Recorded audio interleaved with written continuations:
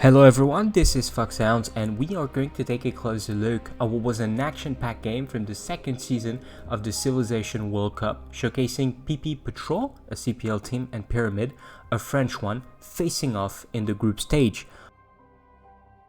First, let's take a peek at Falcon Spawn, who's playing Russia as he's going to have a major impact in this game.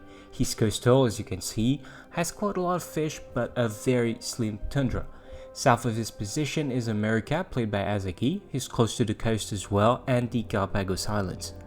If we move east now, we can see that we have Poland, played by Archetype, which is surrounded by mountains. Close to him is another player of his team, Milamber. He has a very good start with some ivory and some fish, but he is on a close sea, which is not necessarily what you want. On the right side of this Pangea, we can find Mongolia, played by Rakas, and his ally Ben with the Zulu. North of them is Chuck with Korea and Rage with Germany. Chuck is completely surrounded by 3 of his opponents and he is likely going to have to deal with a lot of pressure throughout the game. We can also see the Chocolate Hills close to Germany and one of the new wonder introduced with the new frontier pass, the Bermuda Triangle. We'll come back on this one a little bit later. PP Patrol will decide to jumpstart the early game of Russia, buying him a settler right before he chooses the religious settlement Pantheon. He will very quickly have his first 4 cities settled and Auckland as well, providing him a boost of production as most of these cities are coastal. On the other side, Chuck is building his C1s quickly to take a lead in science in this early game, while Germany goes for the Artemis. Archetype with Poland decides to go for Divine Spark, which allows him to get his religion before Russia, using only one project to do so. This Pantheon will also help him toward his cultural victory attempt. He also picks itinerant preachers to spread faster his religions and reliquaries to triple the yields of his relic. Falcon is growing his empire at a very quick rate. He is going to have 6 cities settled before turn 30 and is building some houses. Meanwhile, Azagi is moving to settle towards the coast next to the Galapagos Islands. On the other side of the continent, war is brewing. The Zulu got the first general and could very well get another one, but one of his allies, Mongolia, is toe-to-toe in the race for general with Korea as well, both making encampment projects to get one. Chuck could have easily been denied, but luckily for him, he manages to get his. We can also see the units from both sides are gathering at Fes close to the Korean border, which is holding a strategic position. Archetype managed to get the Oracle, which will provide even more great people points and get the ball rolling on culture for Pyramid. As we can see, Milamber with Phoenicia is settling towards the east in an attempt to try to help Chuck, while Fes is being taken despite the presence of a Korean horseman.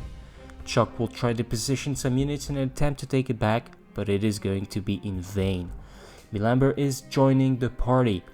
In a coordinated effort with Chuck, they try to threaten the newly found city Ulm and disrupt Rage's early game, but it will not work as the player reacts quickly and sends reinforcements.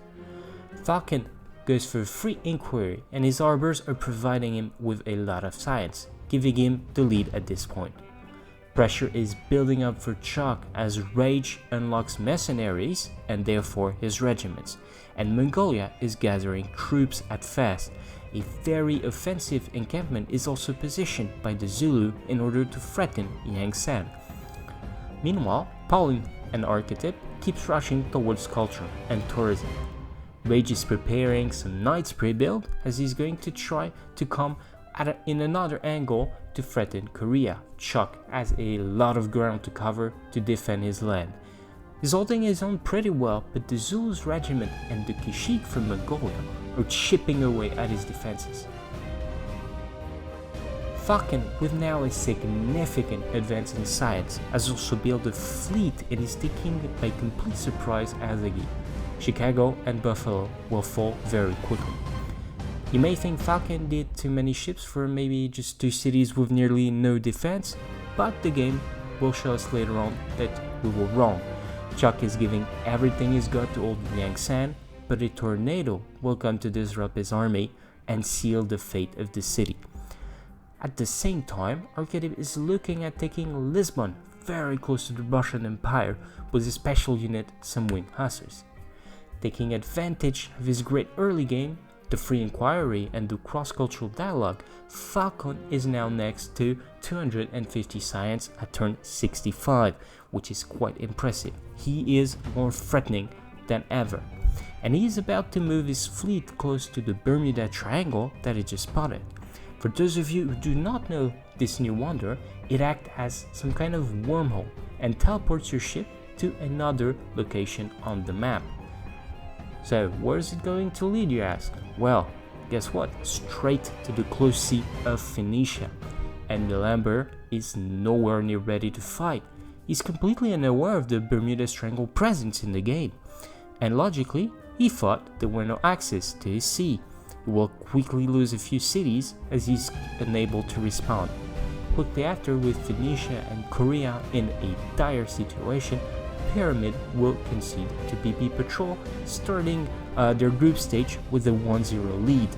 This is the end of the video. If you enjoyed it, feel free to give us a like and subscribe to the channel. I was Foxhounds, and I'll see you soon for another highlight. Take care.